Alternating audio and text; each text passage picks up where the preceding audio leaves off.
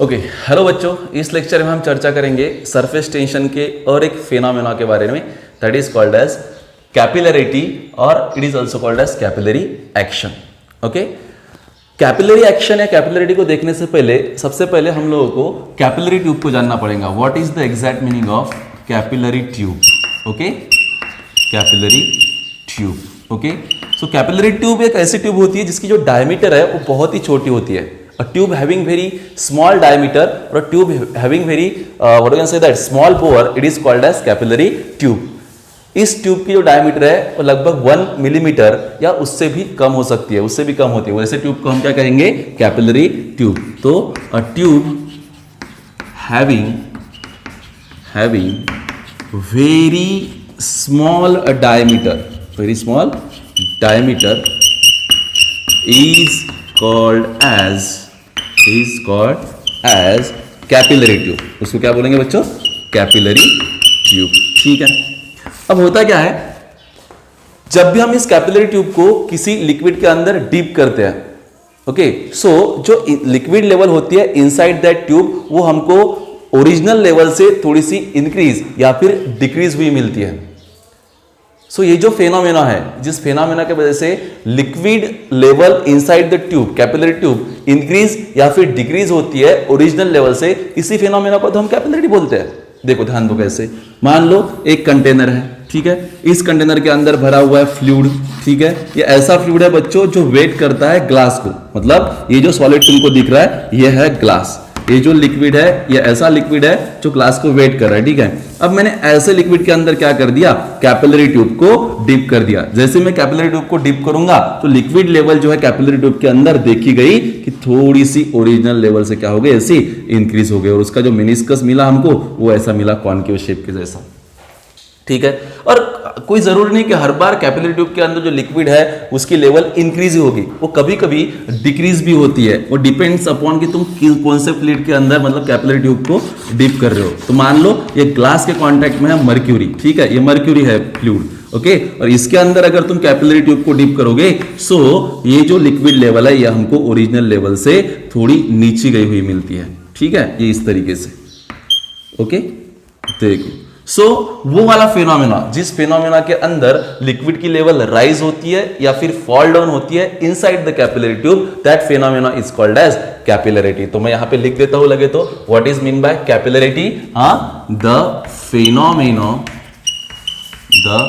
Phenomena of rise और fall of liquid level, the phenomena of rise और fall of liquid level inside the capillary when it is deep inside the liquid, ठीक है, इस phenomena को क्या बोलेंगे बच्चों हम लोग? कैपिलरिटी। आई होप कि तुम समझ रहे हो। ठीक है, अभी देखो ऐसा क्यों होता है, ठीक है, तो ऐसा क्यों होता है इस रीजन को एक्सप्लेन करने जा रहा हूं अभी, सबका ध्यान इधर। ठीक है, एक डेरिवेशन भी है, ये डेरिवेशन है कि ये जो ट्यूब के अंदर लिक्विड की लेवल राइज हो रही है ना, वो कितने हाइट तक राइज हो सकता है, उसके लिए हमको एक डेरिवेशन डिराइव करना है, वो तो देखेंगे हम, लेकिन उसके पहले रीजन देखेंगे। ठीक है, ओके, तो सब लोग फोकस रहेंगे प्लीज। ठीक है, मान लो ये एक कंटेनर है, इस कंटेनर के अंदर भरा हुआ है हमने लिक्विड, ये क्या है, इसके अंदर लिक्विड है इस लेवल तक के। ठीक है, ओके, अब इसके अंदर हम लोगों ने क्या कर दिया? एक कैपिलरी ट्यूब ऐसे डिप कर दी, मैंने थोड़ी डायमीटर ज्यादा ली उसकी, ठीक है, मतलब तुमको देखने के लिए। ठीक है, और यहाँ पे ये जो लिक्विड है ये वो लिक्विड है जो वेट करता है सॉलिड को, यानी कि इसके अंदर जो मेनिस्कस आएगा वो मेनिस्कस आएगा कॉनकेव, यानी कि एंगल ऑफ कॉन्टैक्ट कैसे बनने वाला है, इस केस में एक्यूट बनने वाला है। ठीक है, सो ये जो हाइट है, इस हाइट के लिए हम एक्सप्रेशन तो डिराइव करेंगे, लेकिन पहले रीजन देखेंगे। ठीक है, सो रीजन देखो क्या है, ये सेम डायग्राम में पहले बना था, मतलब लिक्विड राइज होने से पहले वाले डायग्राम। ठीक है, तो लिक्विड राइज होने के पहले डायग्राम ये है कुछ इस तरीके से। ठीक है, अब क्या होने वाला है, जैसे डीप की तुम लोगों ने, पहले तो ऐसी सिचुएशन थी, लेकिन अभी राइज होने वाली है ना, तो राइज क्यों हुआ है, ये सेकंड वाली, मतलब ये इनिशियल स्टेज होगी तुम्हारी, इनिशियल वाली कंडीशन, और ये होगी फाइनल कंडीशन। ये कौन सी होगी? फाइनल। ठीक है, फाइनल कंडीशन में देखो डायग्राम कैसी बनी है, ये कैपिलरी ट्यूब, ये बिल्कुल सेम वैसे के वैसे, और ये ऐसे राइज हो चुकी है एक सर्टेन हाइट एच तक के, ठीक है, ये ऐसे। ओके, अब मैं क्या करता हूं, यहां पे कुछ पॉइंट मार्क आउट करता हूं, ठीक है। जैसे मान लो ये है पॉइंट ए एटमॉस्फेयर में, ठीक है, और ये दूसरा है यहां पे इनसाइड द कैपिलरी ट्यूब, ये है पॉइंट बी। ये कौन सा है, पॉइंट बी। अगेन एक पॉइंट मार्क करता हूं पॉइंट सी, और एक और पॉइंट जिसका नाम है पॉइंट डी। तो देखो 4 पॉइंट है बच्चों, तुम समझो मैं क्या पढ़ाने की कोशिश कर रहा हूं। मैंने 2 डायग्राम बनाई है, एक वो कि जिसमें मैंने जैसे कैपिलरी ट्यूब इंटर की, अभी ये इनिशियल स्टेज है, लेकिन इसमें लिक्विड लेवल राइज होने वाली है, और राइज हो चुकी है, ये वाली फाइनल स्टेप है। लेकिन क्यों हुआ ऐसा, देखो अब मेरे को बताओ, अगर इन 2 पॉइंट के ऊपर देखा जाए तो ये वाला जो कैपिलरी ट्यूब के अंदर मेनिस्कस बना है, ये मेनिस्कस कौन सा है, कॉनकेव मेनिस्कस है। कौन सा मेनिस्कस है, कॉनकेव। तुम बोलोगे सर ये भी तो कॉनकेव, ये कॉनकेव नहीं, ये फ्लैट है बिल्कुल, ये खाली कॉर्नर पे थोड़ा सा कॉनकेव सरफेस है, लेकिन बाकी सी और डी के बीच में तो फ्लैट सरफेस है। सी और डी के बीच में फ्लैट सरफेस है, इसका मतलब pressure at point C is equal to pressure at point D है। देखो, क्योंकि इनके बीच में हॉरिजॉन्टल सरफेस है, मैंने कहा था उस कंसेप्ट को यूज करेंगे हम लोग, ठीक है। लेकिन यहां पे जो मेनिस्कस है वो कौन सा मेनिस्कस है बच्चों, कॉनकेव मेनिस्कस है। तो कॉनकेव मेनिस्कस है तो कौन से वाले साइड में प्रेशर ज्यादा है, प्रेशर एट पॉइंट ए ज्यादा है या प्रेशर एट पॉइंट बी ज्यादा है, तो हमेशा कॉनकेव वाले साइड में प्रेशर ज्यादा होता है। That means pressure at point A is greater than pressure at point B, ये पहली चीज। Pressure at point A is greater than pressure at point B. लेकिन सी और ए ये दोनों तो सेम हाइट पे है, इसका मतलब pressure at point A is equal to pressure at point C, ठीक है। लेकिन C और D इन दोनों के मतलब दोनों के बीच में फ्लैट सरफेस है, तो दोनों के बीच में जो है that is what pressure at point C और प्रेशर एट पॉइंट D भी कैसा होगा, सेम होगा, ठीक है। अब देखो D और B ये दोनों क्या है, सेम हाइट पे है, तो दोनों पे प्रेशर सेम होना चाहिए कि नहीं चाहिए, चाहिए। लेकिन हमने कहा कि अगर इस वाले साइड में प्रेशर ज्यादा है तो इस वाले साइड पे प्रेशर कैसा होगा, कम होगा, ठीक है। सो ये दो सेम हाइट पे होने के बाद इन दोनों का प्रेशर सेम होने के लिए लिक्विड लेवल क्या हो जाती है, इसके अंदर राइज हो जाती है। मतलब ये मान लो ये सी पॉइंट है, ये ए पॉइंट है, और ये हमारा जो पॉइंट है डी पॉइंट है, और ये वाला जो पॉइंट है ये बी पॉइंट है, और ये लिक्विड लेवल राइज होगी।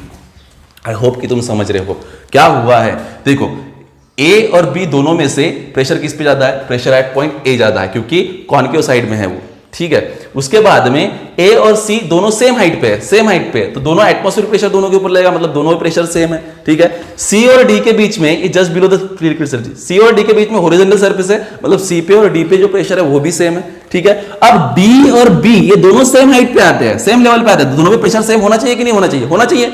लेकिन इस तरीके से देखा जाए तो ये इक्वल हो रहा था, लेकिन हमने कहा यहां पे तो डिफरेंस है, तो डिफरेंस है, इसका मतलब यहां पे ज्यादा है तो यहां पे प्रेशर क्या है, कम है। तो अगर बी पे प्रेशर कम हो रहा है तो उस प्रेशर को, कम प्रेशर को बराबर डी के इक्वल लाने के लिए, कॉम्पेंसेट करने के लिए लिक्विड लेवल क्या हो जाएगी, ट्यूब के अंदर राइज हो जाएगी। अब इस बी के ऊपर लिक्विड कॉलम बन गया, तो इसकी और इस कॉलम की एडिशन बी पे सेम हो जाएगी, किसके, डी के। समझ रहे क्या, इसके लिए लिक्विड लेवल क्या हो गई, ट्यूब के अंदर राइज होगी। और सेम कहानी कहां पे आती है बच्चों, सेम कहानी आती है मर्क्यूरी की केस में।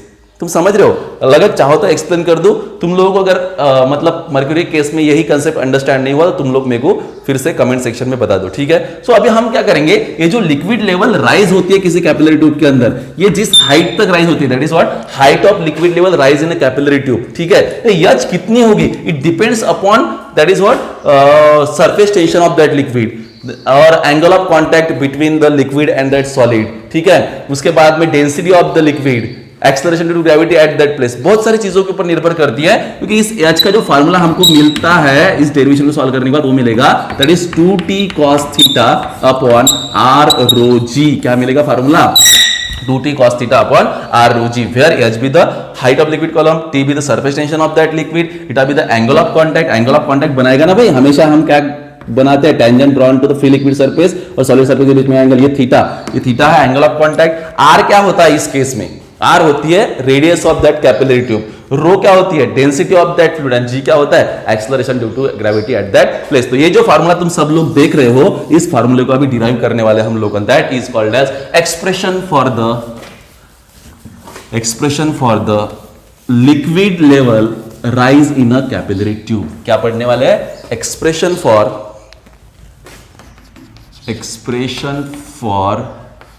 rise of liquid level inside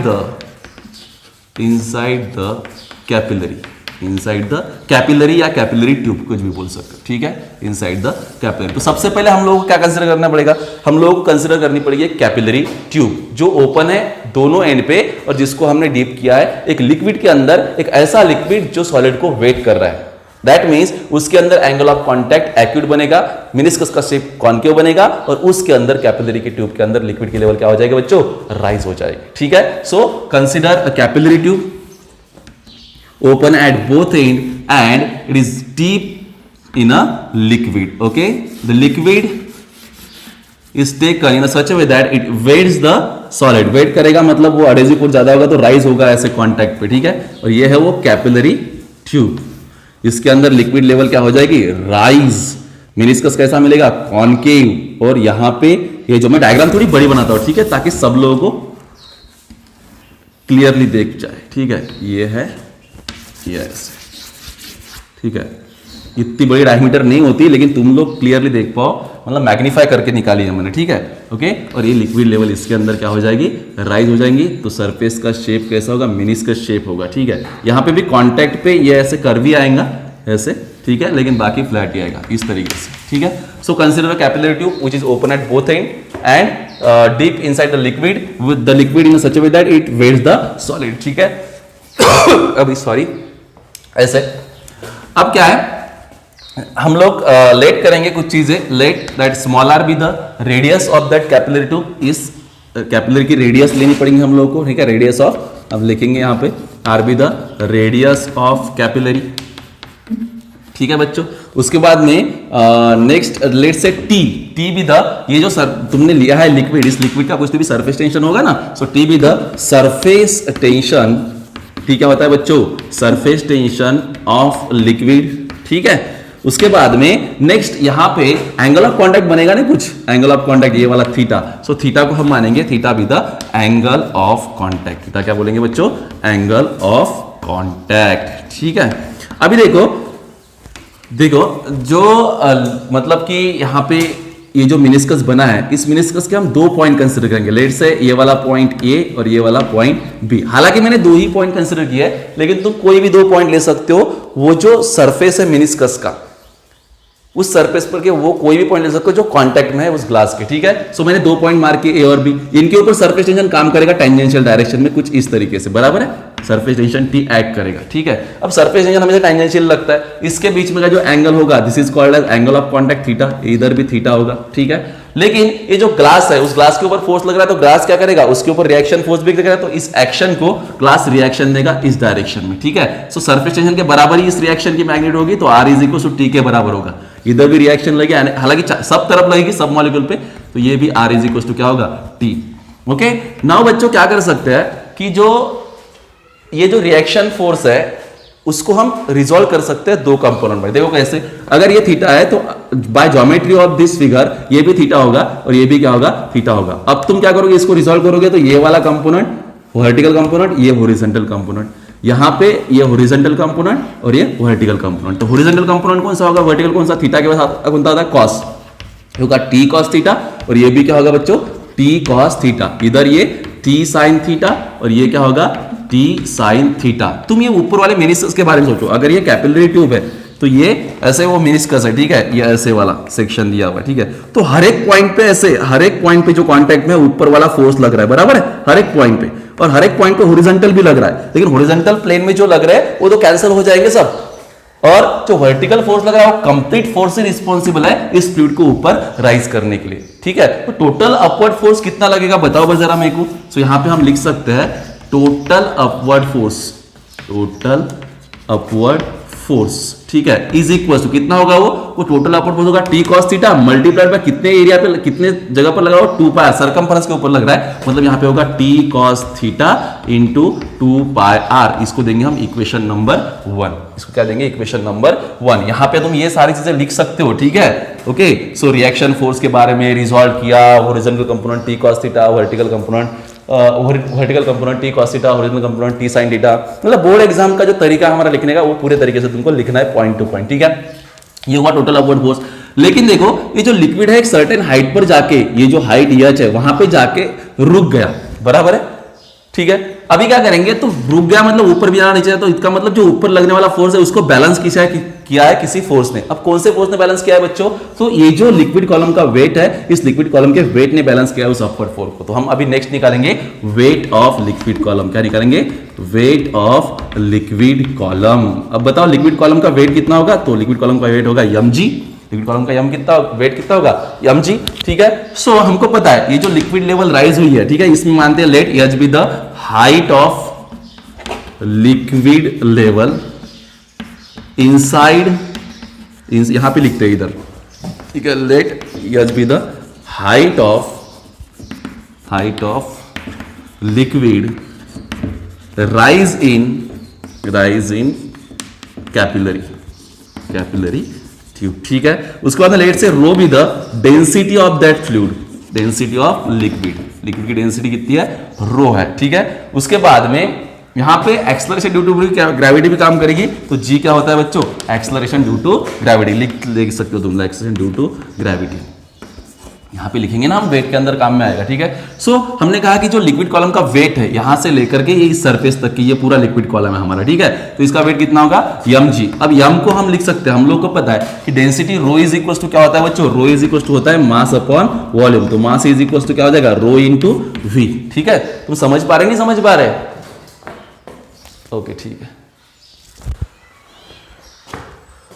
row into we, ठीक है। तो चलो यहां पे मास की जगह पर हम लोग क्या लिखेंगे, rho into V into G, ठीक है। लेकिन ये जो वी है that is called as volume of this liquid column. Volume कैसे निकालेंगे, ठीक है, तो वॉल्यूम इस सिलेंडर का ही तो निकालना है हम लोगों को, ये बेसमेंट का एरिया और ये लेंथ उसकी यानी कि हाइट, तो ये कितना होता है पाई आर स्क्वायर, ओके। तो rho into pi R square multiplied by height भी तो लेनी पड़ेगी वॉल्यूम के लिए, volume of cylinder into H multiplied by G. ये क्या मिला तुमको, weight of that liquid column, weight of liquid column, ठीक है। इसको देंगे इक्वेशन नंबर 2। अभी तुम एक बात को सोचो कि लिक्विड ना इस लेवल ऊपर ना जा रही है नीचे नहीं आ रही, तो इसका मतलब ऊपर लगने वाला फोर्स और नीचे लगने वाला वेट दोनों इक्वल है। सो एट इक्विलिब्रियम पे हम क्या कर सकते हैं, इक्वेशन 1 को इक्वेशन 2 के साथ में इक्वेट कर सकते हैं। सो एट इक्विलिब्रियम, अरे सबका ध्यान है नहीं है भाई, इक्विलिब्रियम पे हम इन दोनों को इक्वेट कर देंगे, मतलब क्या है ये देखो, यहां पे दोनों को इक्वेट करेंगे, कैसे इक्वेट करेंगे, तो that rho multiplied by pi R square into H into G is equals to ये क्या, T cos theta into 2 pi R, T cos theta into 2 pi R. चलो ठीक है, तो यहां से क्या करेंगे, दैट इज व्हाट हमको निकालना है हाइट, तो H is equals to T cos theta into 2 pi R upon में आएगा rho pi R square into H into G. क्या क्या कैंसिल होता है यहाँ पे देखो, यहाँ पे कैंसिल होता है एक pi get cancel, R get cancel, उसके बाद में जो बचेगा वो लिख लो, तो क्या बचेगा 2t cos theta upon R rho G. दिख रहा है क्या, ये आर ये रो, ये का आर तो कट गया, आर जी, तो ये मिल गई, that is what H is equal to 2t cos theta upon R rho G. तो मैंने तुम लोगों को पहले ये फार्मूला लिख दिया था कि जो लिक्विड लेवल राइज होगी उस ट्यूब के अंदर, उसका फार्मूला क्या होगा 2t cos theta upon R rho G. तो कितना हाइट निर्भर किस पे करती है, इन सब चीजों पे, रेडियस पे, डेंसिटी सब पे, लेकिन मेजरली क्या है, रेडियस जितनी कम होगी उतनी हाइट क्या होगी ज्यादा, बराबर है, ये होता है। इसलिए हम लोगों को हमारे डे टू डे लाइफ में काफी सारे एप्लीकेशन इसको देखने के मिलते हैं। जैसे इसका बेस्ट एग्जांपल है कि जो वाटर और सैप फ्लो इसके अंदर, किसके पेड़ों के अंदर राइज होते हैं, बराबर है ना, रूट्स में से पानी एकदम टॉप तक हर एक पत्ते तक पहुंचता है। सो दैट इज व्हाट, वो कैपिलरी एक्शन ही है, बहुत छोटी छोटी ट्यूब्स होती है, ऐसे मान लो तुम लोग, ठीक है। या फिर विक ऑफ ऑयल लैम्प है ना, बहुत ही वो तेल सक करती रहती है, रात भर दिया जलता है ना, और अंदर का केरोसिन खत्म हो जाता है, लेकिन वो जो विक है वो वैसी की वैसी रहती है। इसका मतलब वो जो केरोसिन है वो कैपिलरी एक्शन की वजह से कहां गया है, ऊपर गया है। उसके बाद में चौक का एग्जांपल ले सकते हो बच्चों, चौक को तुम इंक में जब डीप करोगे तो इंक इसके ऊपर राइज होती है, क्योंकि इसके अंदर बहुत छोटे छोटे, इसका स्ट्रक्चर ही ऐसा होता है कि इसके अंदर बहुत छोटे छोटे पोर्स होते हैं, and that is what that pores acts like a capillary, ठीक है। टॉवेल एग्जांपल है जो वाटर को मतलब सोक करने के लिए यूज करते हैं हम लोग, ठीक है। सो काफी सारे एप्लीकेशन है जो तुम लिख सकते हो, नोट्स इसके लिए मैंने डिस्क्रिप्शन में दे दी है, ठीक है। अच्छे से प्रिपेयर करो, ठीक है, और कुछ भी प्रॉब्लम हो तो मेरे को कमेंट सेक्शन में बताओ, ठीक है। सो आज के लिए इतना ही, बाकी बाद में।